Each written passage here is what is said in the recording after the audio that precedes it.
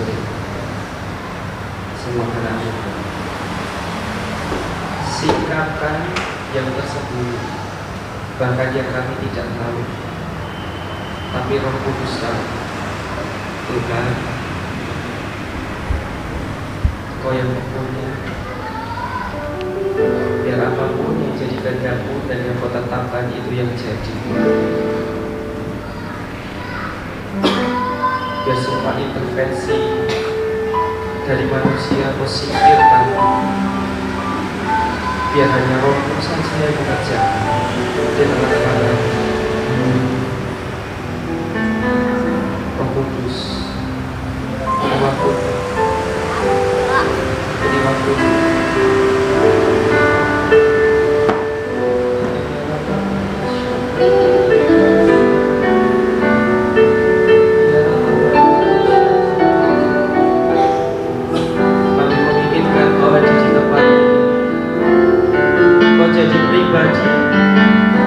Yang kami inginkan satu-satunya, tidak ada yang lain.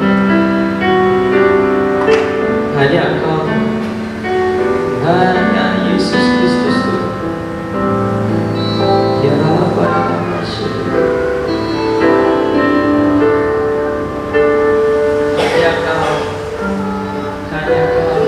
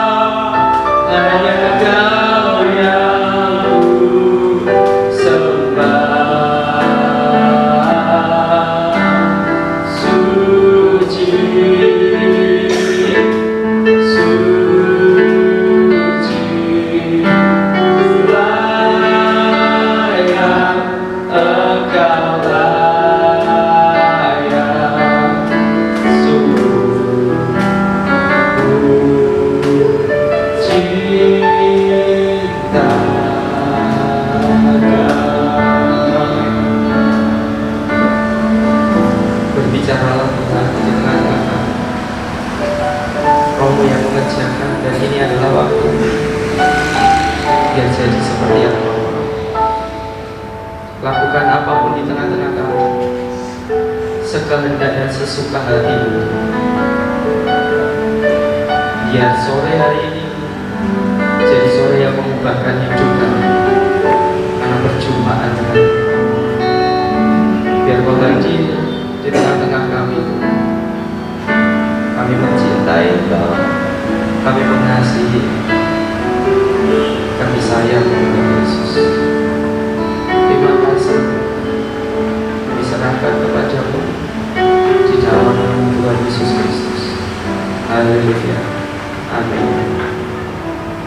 Shalom. Salam kenal Bapak Ibu. Nama saya Octavianus Nanda Apaphroditus. Saya biasa dipanggil Ditus. Saya laki-laki dan saya sudah punya istri. Istri saya bawa. Istri saya perempuan. Istri saya ini dia di depan. Baru pertama kali saya ke Caruban. Biasanya ke Surabaya, tapi cuma lewat aja sih. Tapi tidak sampai ke sini. Cuma di tol ada tulisan Caruban gitu kok. Tapi belum pernah, ini kali pertama saya ke sini. Dan ya, salam kenal dari saya. Saya dari Semarang. Mari kita belajar sesuatu, Bapak Ibu.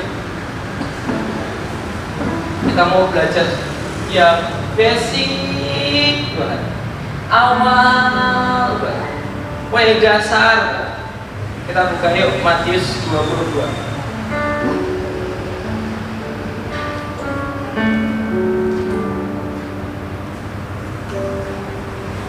Matius 22 ayat yang ke 34.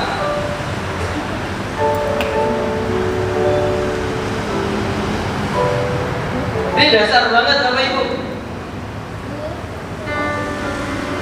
Kalau di sini beragam ya, ada bapak, ada ibu, ada yang muda juga, ada yang kecil juga, lengkap semua.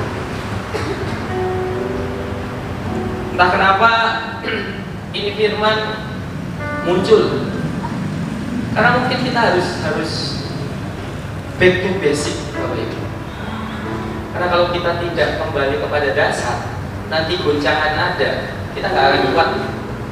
Dasar itu yang akan membuat bangunan itu akan tetap kokoh. Setinggi apapun bangunan, kalau dasarnya tidak kuat, nanti akan gampang banget roboh. Bukan apa yang kelihatan yang sedang dibangun, tapi kalau perkara dasar, apa yang tidak kelihatan, Bapak Ibu.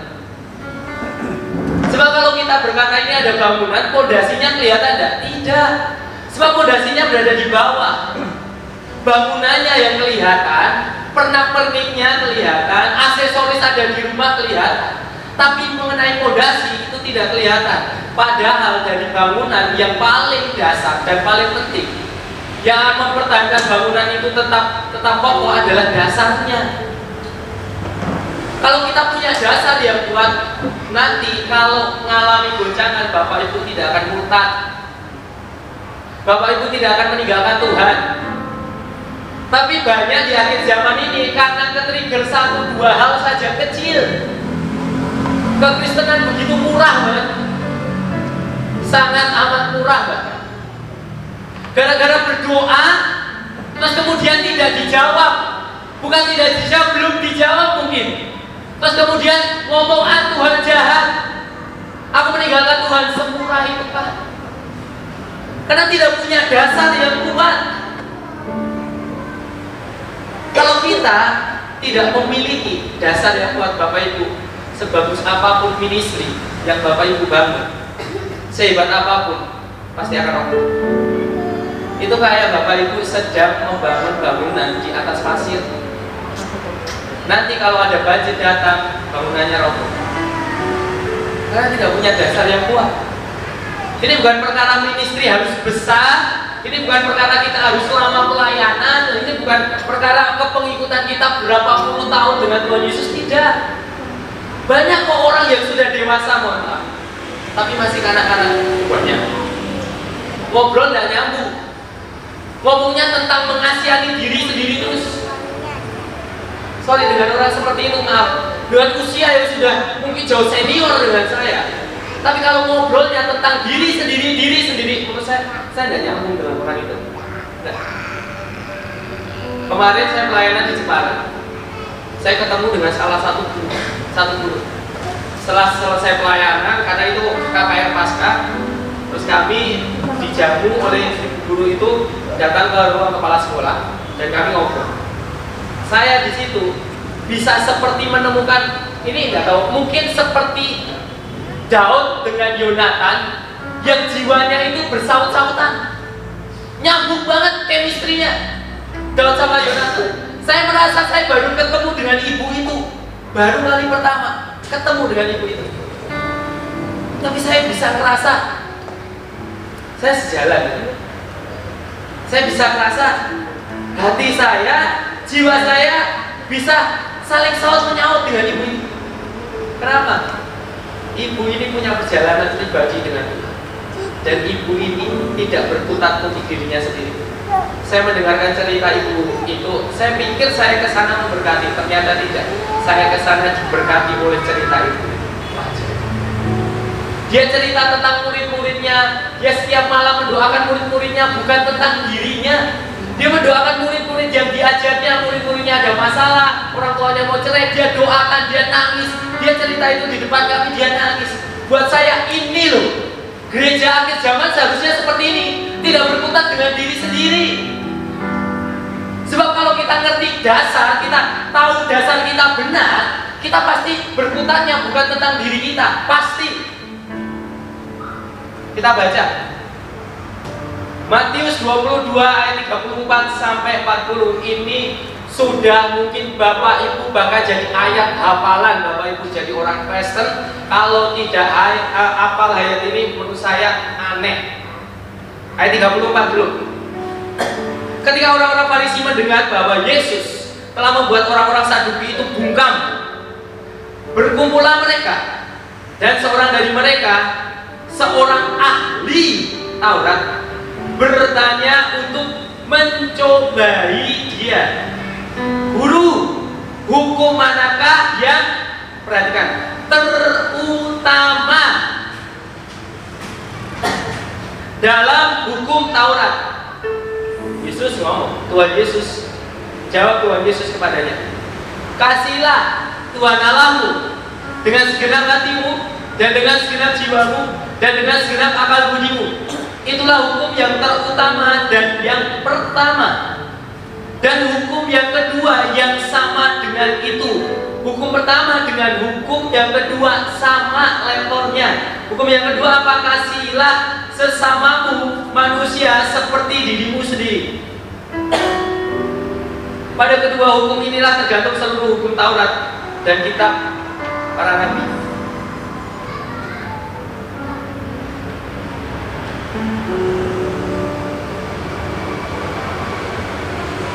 Ahli Taurat ngomong, tanya, yang terutama itu apa? Kasihlah Tuhan. Dan kasihlah Tuhan itu hukumnya sama dengan level equal. Itu tidak setingkat. Jadi hukum yang pertama itu lebih tinggi daripada hukum yang kedua, tidak. Hukum yang pertama itu sama tingkatnya dengan hukum yang kedua. Ini yang terutama. Ini dasar kekristenan. Bapak Ibu saya kasih tahu. Mari kita belajar bersama. Kalau ini yang terutama, ini yang jadi pokok, dan Alkitab ngomong itu mengarahnya ke Tuhan dan ke manusia, apakah itu mengarahnya ke kita? Kehidupan bergereja atau kehidupan kepengikutan kita kepada Tuhan bukan berkata tentang diri kita, aku dan aku. Bahkan aku saja itu tuh nomor sekian, saya tidak tahu itu nomor berapa ditulis di Alkitab. Itu tuh tentang Tuhan dan tentang sesama. Jadi apapun yang kita miliki sekarang, apapun itu bukan tentang kita. Seperti Ayub ngomong, dia bisa ngomong dengan luar biasa. Tuhan yang memberi, Tuhan yang mengambil, terpujilah nama Tuhan. Artinya bukan tentang Ayub, tapi tentang itu yang dititipkan. Ayo mau dikasih ke siapa, itu tergantung sama Tuhan, bukan tentang diri. Ini dasar Bapak Ibu. Kalau kita tidak tahu kehidupan kekristenan yang sejati, maka kita akan salah track. Sorry, memperkaya diri supaya kelihatan diberkati. Bukan apa. Di depan manusia sepertinya hebat, tapi Tuhan melihat yang di hati.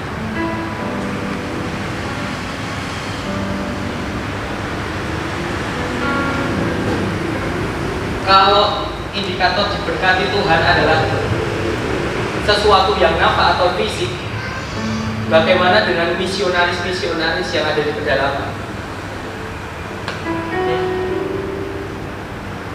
Bagaimana dengan orang-orang yang Injil di tempat-tempat yang miskin? Bagaimana dengan mereka yang dipakai Tuhan untuk melayani mereka yang memang tidak mampu? Indikator orang diberkati bukan fisik. Ya. Ini tentang dia dan tentang sesama. Dan Tuhan menitik beratkan kepada kasih. Kekristenan tidak bisa dilepaskan dari namanya kasih. Tidak bisa. Setiap hal apapun yang dikerjakan Tuhan itu pasti atas dasar apa? Kasih. Apapun itu. Sebab dia adalah kasih itu. Dia tidak bisa melakukan, mengerjakan apapun tanpa ada kasih. Tidak bisa. Ibarat kenapa Tuhan harus membuat air bah, terus kenapa Tuhan harus mengusir Adam dan Hawa dari Taman Eden, semuanya atas dasar kasih untuk menyelamatin manusia. Dia memikirkan jauh ke depan. Memang kita aja yang ada. Yang terutama dan yang pertama adalah kasih kepada Tuhan dan kasih kepada sesama. Ini jadi tolak ukur, indikator buat ministry pelayanan kita selama kita menjalani kehidupan kekristenan kita. Kalau Bapak Ibu dan teman-teman semuanya pelayanan, terus kemudian ngarahnya bukan ke Tuhan atau ke sesama, ada yang error itu pasti. Itu sudah salah track. Karena kehidupan pelayanan pasti tentang Tuhan, berkata tentang Tuhan, dan pasti akan berdampak kepada sesama. Itu pasti. Tidak lagi kita ngomong tentang diri kita terus. Kasih ini jadi hal yang pertama dan terutama. Kalau kita tidak kenal sejatinya kasih seperti apa, nanti kita tidak akan ngerti kehidupan kekristenan seperti apa. Banyak gereja yang salah. Salahnya apa? Banyak gereja besar-besar tuh di kota-kota besar. Mereka yang dibangun apa? Fisik gerejanya. Banyak kan? Tapi maaf, saya dibocori. Saya bukan pendeta. Saya dibocori pendeta-pendeta yang dia ini pelayanan ke berbagai gereja-gereja, bahkan gereja-gereja besar. Dana misi untuk pelayanan keluar di gereja. Berapa persen Bang itu? Kurang lebih cuma 3%. Yang lain buat apa? Mempercantik. Salah fokus. Dan tentang membangun yang fisik. Lo biar kelihatan diberkati kok. Biar kelihatan bahwa gerejanya bertumbuh. Bukan tentang itu. Bapak Ibu, kalau Bapak Ibu mengerjakan saja kasih yang murni saja, jiwa-jiwa pasti ditambah, pasti. Kalau mengerjakannya sudah error di sini, pasti tidak akan dipercaya lagi. Kalau hatinya sudah serong, sudah punya kepentingan pribadi dimasukkan ke situ, sudah pasti akan hancur. Tapi kalau tetap murni, pasti jiwa-jiwa akan ditambah. Tuhan akan yang nambah. Kami telah membuktikan di Semarang. Untuk jaga yang di sini murni ini bukan susah. Untuk jaga supaya ini tidak terkamili dengan kepentingan-kepentingan pribadi ini yang susah. Apalagi kalau sudah melihat ministrinya semakin besar, terus kemudian hatinya mulai serong jadi apa? Sombong. Lah itu loh yang menyebabkan awal dari kejatuhan, ya itu. Kalau tiba-tiba sudah diberkati dan kemudian ditambahkan semakin besar diperlebar, kemudian hatinya tinggi, kemudian dia sombong, sudah siap-siap buat naik, nanti terjun banyak pasti. Kesombongan itu mengawali kehancuran. Yang jaga di sini Buat saya secara pribadi, Bapak Ibu jaga di sini lagi, buat saya tidak mudah sama sekali. Saya seringkali ngomong kepada teman-teman, yang paling saya takut bukan saya ketika sedang duduk terus kemudian naik ke mimbar, pegang mic, itu bukan saya. Yang paling saya takut bukan itu, tapi setelah saya selesai, terus kemudian mic ini saya letakkan, saya kembali ke tempat duduk jemaat. Itu yang saya takut. Kenapa? Jaga. Tidak sedikit. Kalau setelah pelayanan terus kemudian kalau ada omongan, ada orang yang wah hebat, waduh susahnya untuk jaga hati tetap rendah, untuk punya kerendahan hati itu susah. Mana ada orang yang ngerti tentang hati dan kelihatan tundal, main musik, WL dan sebagainya, terus kemudian wah WL bagus, main musik keren, kemudian hatinya jadi sombong. Mana ada yang tahu upahnya apa? Upahnya cuma pujian, pelayanannya cuma upahnya apa? Tepuk tangan. Terus buat apa? Jaga hati itu susah. Masalah perkara yang utama dan terutama ini masalah di sini nih Bapak Ibu, tidak kelihatan. Dasar itu tidak kelihatan. Kalau dasar kita kuat, pasti bangunan kita, ministry itu akan diperlebar, pasti. Promosi bukan dari manusia Bapak Ibu. Gak usah menyengajakan diri, wah aku harus jadi selebgram, seleb TikTok, atau jadi YouTuber biar orang lain terkenal. Gak usah. Saya bilang tidak usah. Kenapa? Cari saja yang murni, tetap melayani yang murni. Nanti Tuhan yang akan promosi, percaya Bapak. Bukan kamu nanti buat oleh manusia, tidak. Itu tidak akan bertahan lama. Pasti itu nanti sudah. Pasti nanti ministrinya akan hancur. Karena tidak mudah. Hari-hari ini Bapak Ibu, ketika menjelang Tuhan datang yang kedua kali, yang Tuhan cari hati yang tetap murni. Itu susah. Dicari di akhir zaman, wah angeli ya. Yang ada, maaf Bapak Ibu, banyak gereja. Gereja itu saya tidak berkata tentang gedung dan organisasi saja, tapi banyak gereja. Ini saya dan Bapak Ibu. Banyak gereja yang munafik. Kelihatannya melayani, tapi hati pertunjukan senternya harus kalah, pusatnya harus kalah, tapi tidak kelihatan. Susah.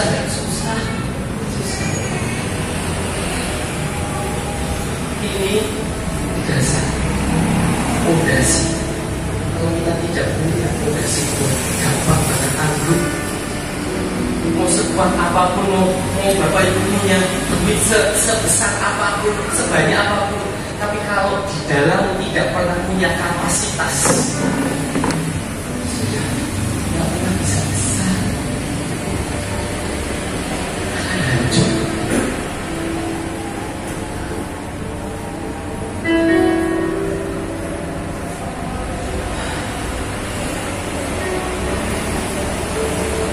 Kita buka ya Bapak Ibu. Ini 1 Korintus yang ke 1 Korintus yang ke-3. 1 Korintus 3 ayat 10.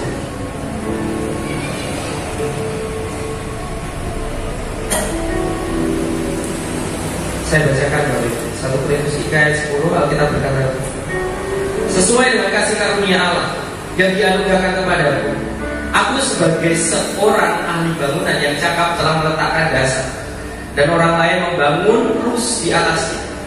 Tetapi tiap-tiap orang harus memperhatikan bagaimana ia harus membangun di atasnya.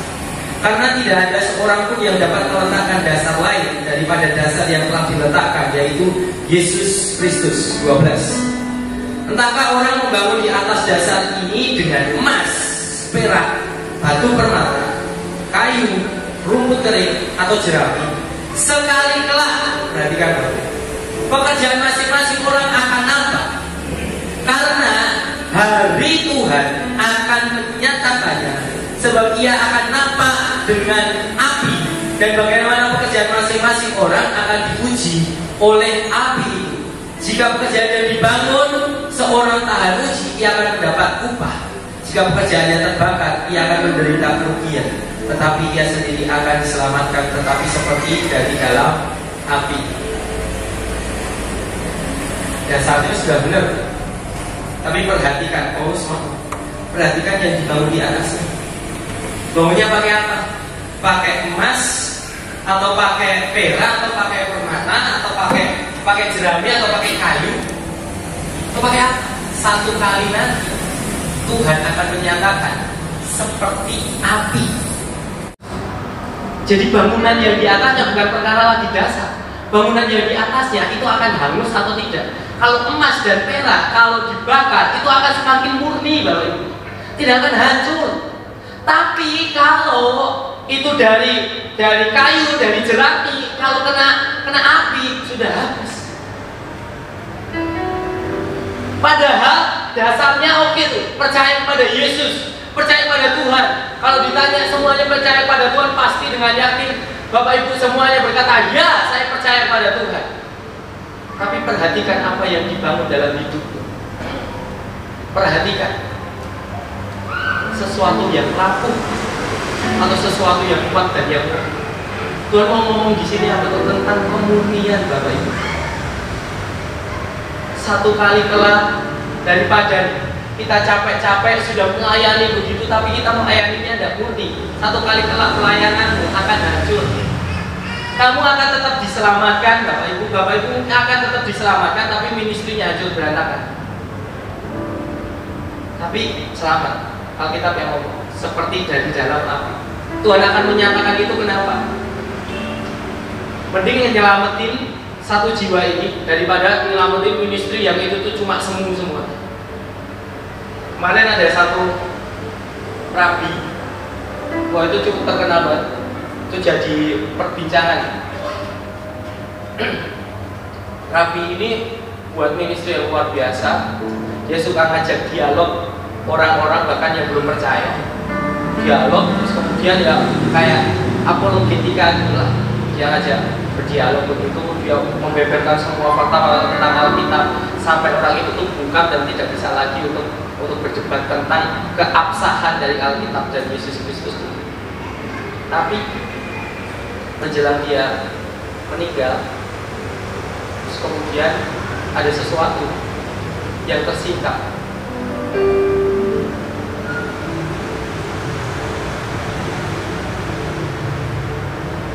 Sesuatu yang tidak murni itu ternyata tersingkap setelah beliau itu menjelang akhir hidupnya.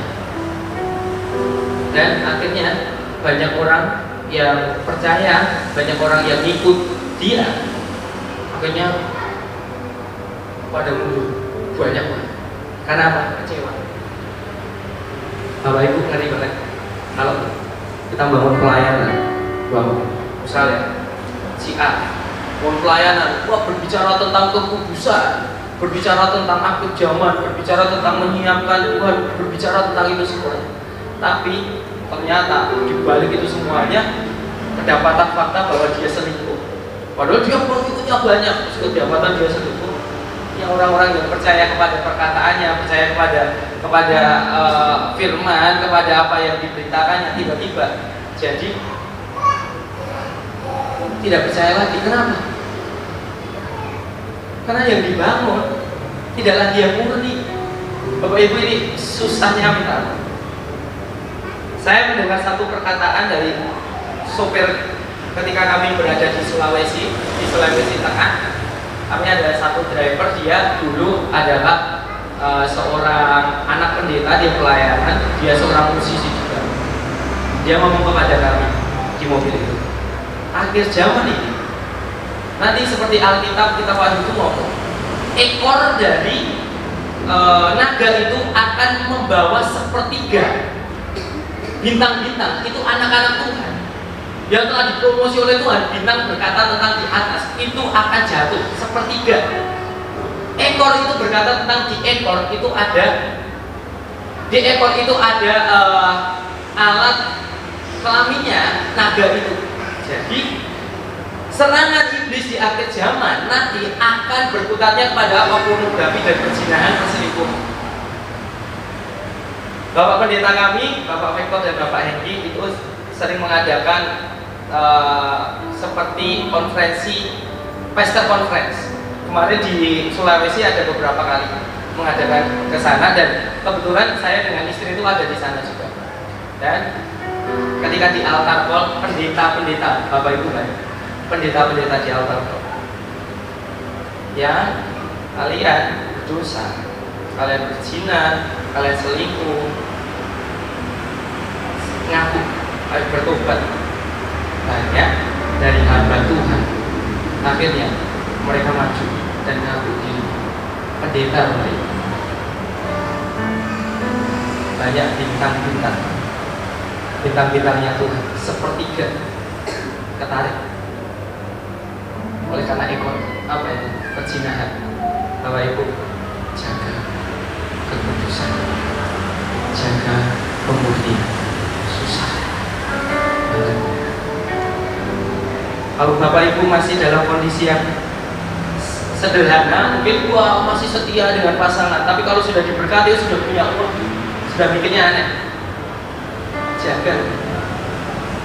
Ya di sini satu kali Tuhan akan menunjukkan dirinya seperti api dan bakar semua. Siapa yang murni akan dapat upah. Kalau yang tidak murni hangus. Syukur-syukur kalau itu tuh dihanguskan sebelum dia mati. Tapi kalau sudah mati duluan, nah kesempatan untuk bertobatnya apa?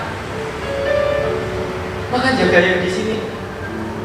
Saya ngewanti-wanti gereja akhir zaman, termasuk saya juga, untuk jaga di sini yang tidak kelihatan. Ini susahnya minta ampun. Mana ada orang yang tahu sih ketika melayani di depan kemudian hatinya sombong itu, mana ada orang yang lihat? Oh itu tidak kelihatan, Bapak Ibu, nggak kelihatan. Kalau ministrinya pelayanannya kemudian diurapi luar biasa, kemudian dapat pujian, apalagi aduh, posting sana sini, aduh, sorry. Kalau saya ini saya pribadi ya Bapak Ibu, karena untuk jaga hati saya. Kalau Bapak Ibu bisa jaga hati ya, saya itu kalau pelayanan kemana-mana jarang sekali posting sini situ.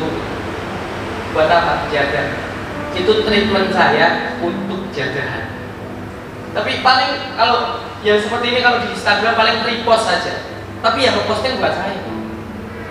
Kenapa jaga di sini? Saya pernah tanya sama seseorang, kalau kamu pergi kemana-mana, kenapa sih kamu harus posting? Ada teman yang ngomong, supaya orang lain lihat, biar orang lain terinspirasi. Oh, tapi hatimu gak sombong? Enggak. Oh, berarti apa? Terus ada orang yang berkata, saya tanya, kenapa sih posting ini itu? Ya gimana ya? Karena kepuasan saja. Ini yang heran. Kepuasan. Bapak Ibu, kalau Bapak Ibu menggunakan banyak sosial media, hati-hati. Hati bisa terkamili gara-gara sosial media. Kenapa? Posting sesuatu, kalau yang view sama likes, yang like, yang ada cinta itu banyak, rasanya puas. Tapi kalau yang nge-view atau yang nge-like itu sedikit, rasanya ya. Terus mulai membandingkan ke temannya, lu ini kok lebih banyak yang nge-like, yang nge-view. Itu tuh di sini jadi terkamili, jadi tidak murni lagi. Maka dia akan berlomba-lomba supaya bagaimana caranya dia bisa dapat like dan dapat view yang banyak. Pendeta YouTuber banyak ya sekarang? Banyak. Setelah COVID kemarin Bapak Ibu, banyak pendeta yang alih profesi. Jadi apa? Jadi YouTuber. Lihat aja, setelah COVID banyak banget konten-konten Banyak banget pendeta-pendeta yang akhirnya buat channel. Ya buat saya tidak masalah dengan hal itu. Itu toh juga jadi berkat. Tapi kan kita tidak ngerti hatinya. Saya menasihatkan Bapak Ibu gereja akhir zaman, ayo jaga yang di dalam. Nggak kelihatan Bapak Ibu. Tapi Tuhan tuh lihat. Tuhan itu masalahnya gitu loh Bapak Ibu. Tuhan itu tidak lihat fisik kita. Tuhan itu lihatnya hati. Ketika Samuel mau mengurapi Daud, sampai nabi besar Samuel saja tertipu oleh fisik. Sampai Tuhan ngomong, Samuel, kamu manusia memang melihat yang di fisik, yang kelihatan, tapi aku Tuhan melihat hati. Pegang itu Bapak. Bukan perkara apa yang kita pakai. Dulu kalau di India, Mahatma Gandhi, kadang-kadang dia pakai jubah kuning, oren, tahu ya? Yang kaum bisu-bisu itu kan pakai oren. Satu ketika Mahatma Gandhi itu suka baca Alkitab. Dia mengagumi banget sama tokoh Yesus, serius. Ini ceritanya. Dia sangat mengagumi ajaran-ajaran Yesus. Satu kali dia memutuskan untuk pergi ke gereja. Ketika dia pergi ke gereja, kan ada asyar, ada penyambut tamu. Melihat dia pakai baju jubah oren, terus asyarnya ngomong, mohon maaf, tolong ganti baju dulu. Karena di gereja bajunya tidak seperti ini. Tolong ganti baju dulu, pulang ganti baju, nanti datang ke sini. Sejak saat itu, Mahatma Gandhi bilang, aku suka ajaran Kristus, suka dengan Yesus, tapi tidak suka dengan pengikutnya. Karena pengikutnya lihat dari fisik. Saya seringkali karena saya itu masih muda, kalau diminta buat pelayanan, seringkali yang senior saya melihat, lah masih kecil, masih muda. Sering saya digitu itu sudah banyak sekali, puluhan. Ketika datang diundang, terus pernah saya disuruh melayani, saya pakai hem. Menurut saya sudah rapi. Menurut saya sudah sudah rapi lah. Biasanya kan saya kaosan gitu. Saya sudah pakai hem, sudah rapi gitu. Tiba-tiba dari pihak gereja, jasnya mana? Saya pikir saya sudah rapi. Saya nggak bawa. Dasi bawa. Apalagi dasi? Saya tidak bawa. Terus akhirnya saya dipinjemi punyanya Bapak Gembala gereja itu. Dan ketika saya pelayanan, saya menyampaikan kebenaran firman Tuhan. Ada dua ibu-ibu di sebelah kanan, saya masih ingat. Di sebelah kanan itu tuh nyeliki merasani saya. Wah, tidak nyaman sama sekali. Karena apa? Karena melihat fisik saya muda. Manusia itu melihat fisik, dan itu jebakan. Karena Tuhan melihatnya sih. Makanya kalau kita ngobrol dengan Tuhan kadang tidak nyambung. Kenapa? Kita ngobrolnya tentang yang fisik, Tuhan ngobrolnya tentang yang itu. Kita ngobrolnya tentang duniawi, Tuhan ngomongnya tentang yang rohani. Gak nyambung.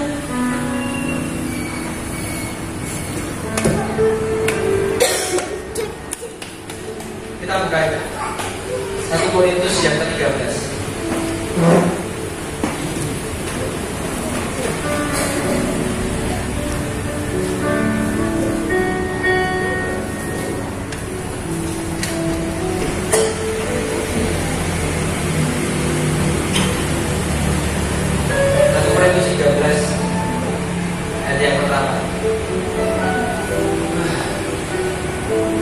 Kita berkata tentang dasar lagi.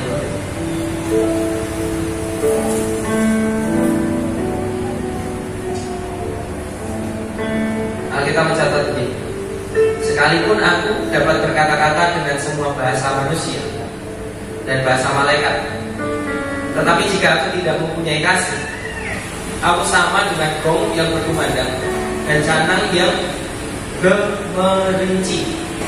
Sekalipun aku mempunyai karunia untuk bernubuat dan aku mengetahui segala rahasia dan memiliki seluruh pengetahuan.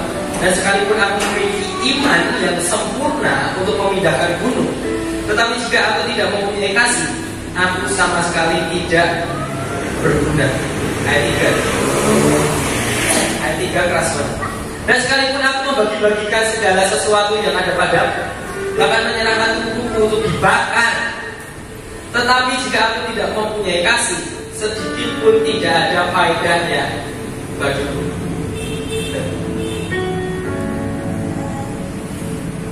Bapak Ibu, kalau kita berbicara tentang kasih, seperti hukum yang terutama dan yang pertama, tentang kondisi hati kita itu kemana? Saya pernah teman tanya, dia ngomong satu pernyataan yang membuat saya berpikir. Bapak Ibu, renungkan ini baik-baik. Kalau ya, kalau Tuhan Yesus Kristus yang kita sembah, yang kita percayai, kalau ternyata itu Tuhan di neraka, Yesus Kristus itu di neraka, kalau apakah kita masih tetap mau menyembah dan percaya kepada-Nya?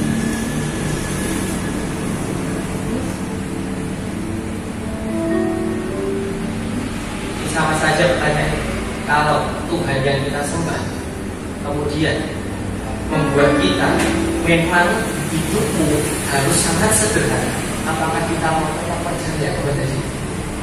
Saya ketika ditanya itu, saya merenung. Kalau memang Tuhan Yesus Kristus itu di neraka, dan selama ini yang aku sembah dan aku percaya ternyata salah, kalau ternyata salah dan kemudian membuatku ke neraka, dan akhirnya bersama dengan Tuhan Yesus ke neraka, Bapak Ibu bagaimana? Mau tetap percaya? Kalau yang kamu percayai selama ini ternyata bohong, kalau ya Kak, Bapak Ibu percayai selama ini ternyata ke neraka. Kalau di satu titik itu saya ngambil keputusan, satu titik itu saya ngambil keputusan, bukan mau aku di neraka, mau aku kondisiku bagaimana, asal di situ ada Engkau, itu cukup. Karena bukan perkara aku itu akan masuk kemana, karena cinta yang murni kepada Kristus. Terserah Kristus mau buat kepada aku seperti apa, terserah. Terserah Kristus mau tempatkan aku seperti apa, terserah. Yang penting ada. Mau aku di padang yang tandus sekalipun, mau di gurun yang tandus, tapi kalau ada Kristus itu cukup. Itu yang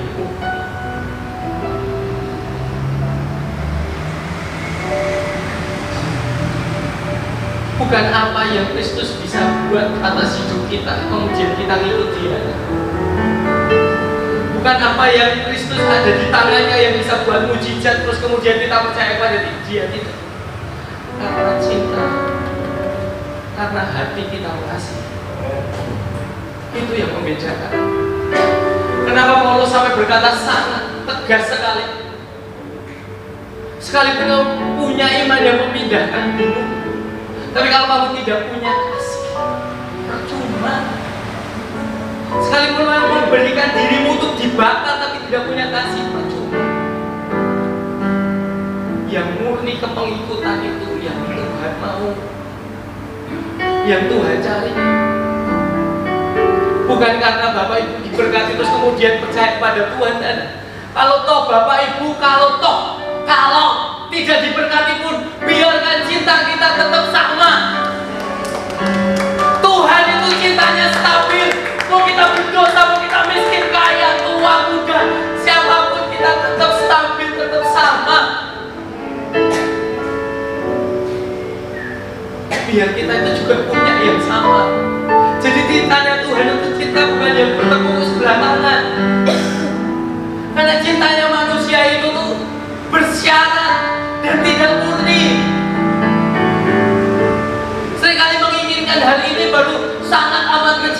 Tuhan. Nah kalau Tuhan pengennya yang lain.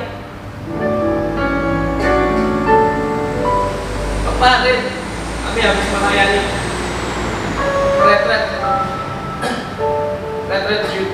Ada satu anak youth yang ngomong, aku tuh sudah berdoa kepada Tuhan, pengen sekolah itu, pengen masuk sekolah itu. Aku sudah berdoa, benar-benar berdoa. Tapi ketika setelah lulus, dia tidak bisa masuk sekolah itu. Dan kemudian anak remaja itu berkata, aku marah, aku kecewa sama Tuhan. Dengan kata itu, bukan karena apa yang Tuhan bisa kerjakan. Kalau memang Tuhan pengen kamu sekolah di situ dan kamu jadi berkat jawaban di situ, wah hebat. Cuma seringkali itu kita yang dikte Tuhan. Yang jadi Tuhan bukan Tuhan tapi kita. Seharusnya gini Tuhan, kerjakan ini Tuhan, ini. Lu kita ini hamba atau kita ini Tuhan? Sekali kan kita tidak sadar bahwa kita kurang ajar kan. Tuhan punya ya. Bapak Ibu, sekalipun Bapak Ibu diizinkan untuk sakit, mungkin nanti dalam kondisi tidak bisa bergerak lagi, saya menasihatkan Bapak Ibu, dalam kondisi apa tetap punya cinta yang sama kepada Tuhan. Bukan karena kondisimu baik baru kamu mencintai Tuhan, tapi kondisi apapun Bapak Ibu, itu yang Tuhan minta, itu yang Tuhan cari.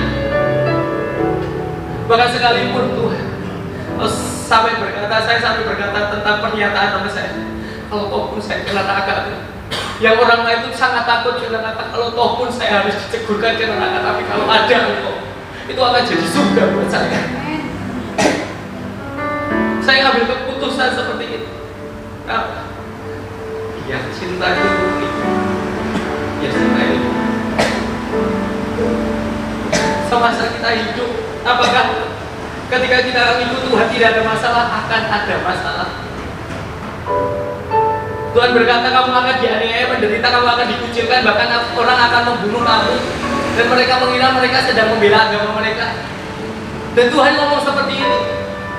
Walaupun kondisinya nanti tertekan, kamu diuber-uber, kamu dianiaya, tetap punya cinta yang sama. Sekalipun ada pistol di kepalamu dan kamu suruh nyangkal Tuhan, tetap punya cinta yang sama, menikmati buat Kristus. Kan masa itu akan datang, entah kapan. Tapi saya harus menasihatkan gereja agar siapa yang Tuhan jaga, bukan apa yang divisi.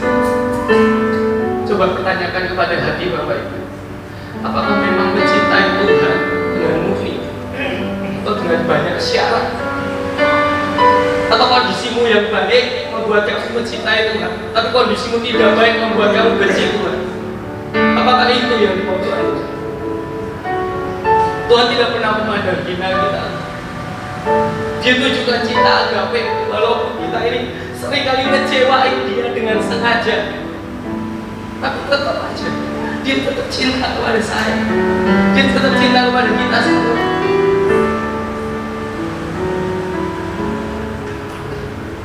Ini tuh hatinya Tuhan, Bapak Ibu. Dia ingin mendapati mutiara-mutiara di akhir zaman, yang anak-anaknya punya cinta yang murni, yang sejati. Karena banyak, maaf Bapak Ibu, cinta yang munafik, cinta palsu, cintanya pun cuma di mulut, sedangkan Tuhan tidak memperhatikan. Tuhan memperhatikan yang di hati, bukan apa yang keluar.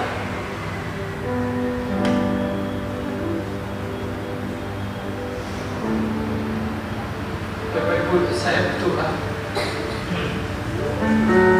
biarkan ini itu memurnikan, biar itu memurnikan. Biar tutup Alkitab kita semuanya.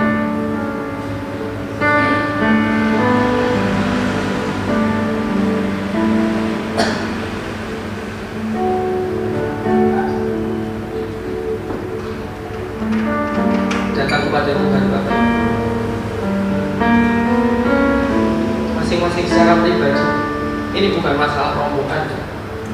Tuhan ngerti kedalaman hati. Dia paham kan? Dia pengen semua yang kotor, semua yang jijik, yang najis yang ada di dalam itu dibersihkan. Tapi Tuhan tidak bisa bersihkan kalau engkau tidak izinkan Tuhan bersihkan. Sore hari relakan hati. Ya Tuhan itu ajar tentang kemurnian, bukan lagi yang palsu, tapi yang murni. Ini kerinduannya Tuhan. Mari datang ke Tuhan.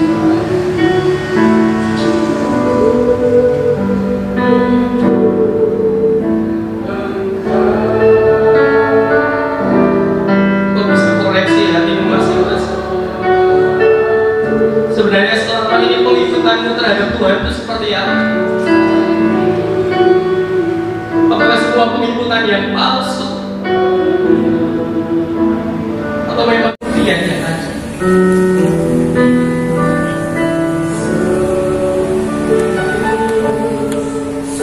Sikap dan etos. Sikap dan etos.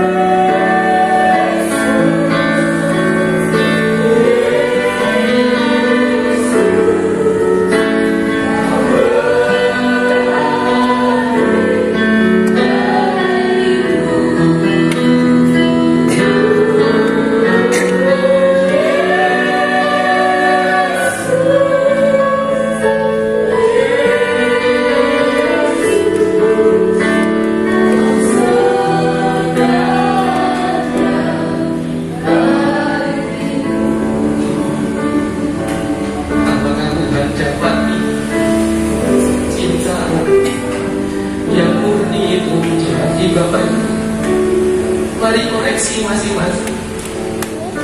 Kalau Bapak Ibu ada ngerti bahwa di hatimu ada yang error, bahwa pesan ini ganggu banget di hatimu, musik tapi datang akui, jangan berbantah-bantah dengan Tuhan. Tuhan memulihkan kamu. Tuhan memulihkan kamu.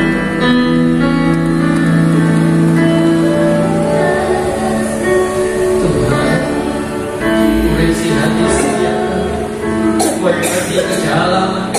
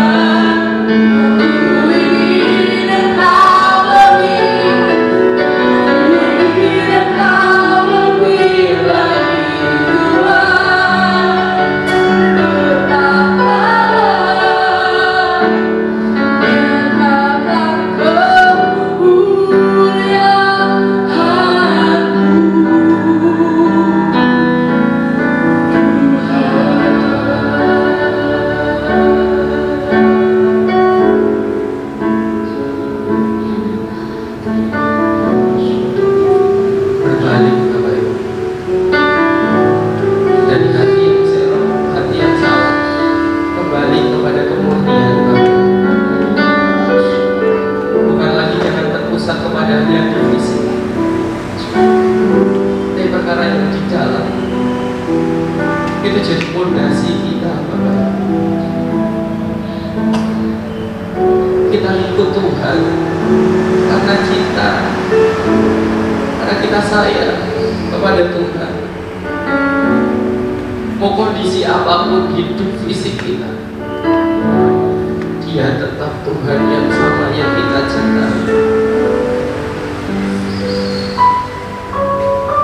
Pertahankan kepemilikan kita terhadap Dia.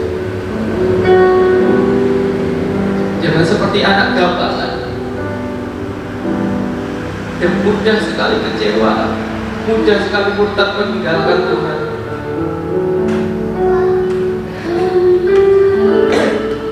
Dia Tuhan sayang Bapak Ibu. Dia pimpin cintanya biar tidak bertekuk sementara.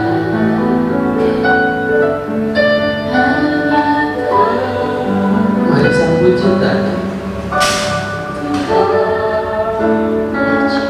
Sambut cintanya.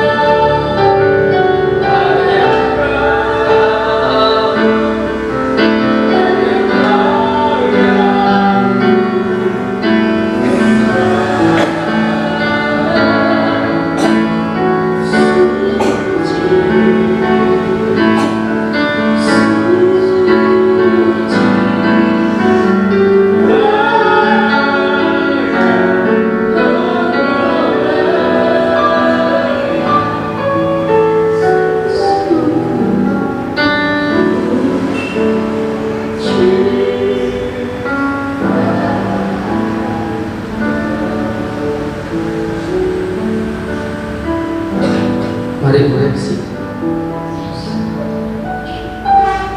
cara mencintai Dia, dan biarkan saja malam hari ini kepemikutan kita terhadap Tuhan punya kepemikutan yang berbeda. Bukan karena kita mau mendapatkan apa dari Dia, tapi karena murni kita mencintai Dia, maka kita melayani, kita mengabdi kepada-Nya.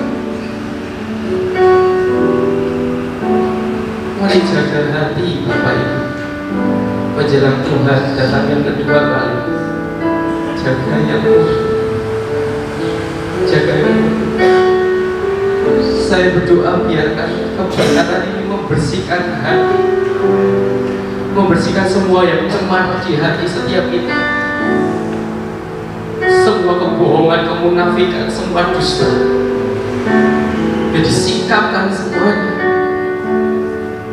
biar yang murni itu yang tetap bertahan, dan kami tidak akan mendapatkan kerugian, tapi kami akan menerima upahnya. Tuhan, kami mencintai dan mengasihi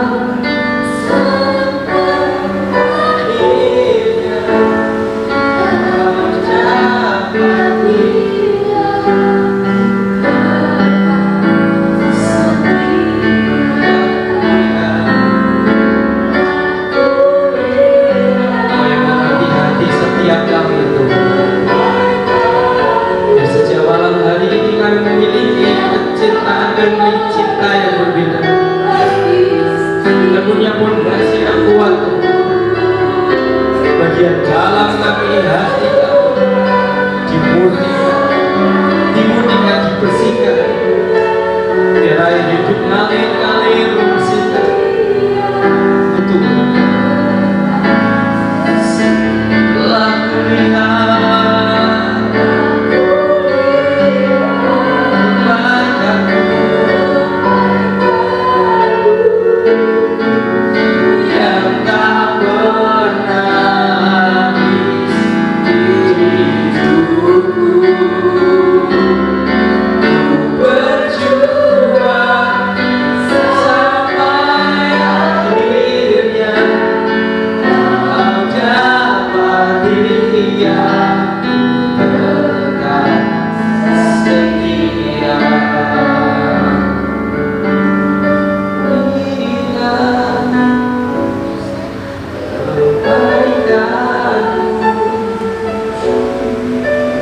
tak pernah habis hidup,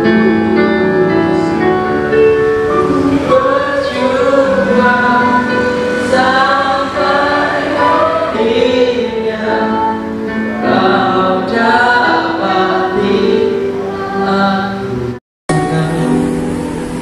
Apapun yang terjadi dalam hidup kami akan tetap untuk Kristus, dan kami akan mati bagi Kristus, sebab hidup dan mati kami ada di tangan. Biar selama kami hidup kami berguna bagi kerajaan surga. Kau memiliki hidup kami serahkan kepadamu, biar kau terus murnikan hati kami. Kau kudus, kau tidak selesai terhadap hidup kami, terus lanjutkan pekerjaan dalam hidup kami, di hati kami, dan kuduskan dan murnikan. Terima kasih buat petang hari ini, pemulihan dapat Yesus Kristus. Haleluya, amin.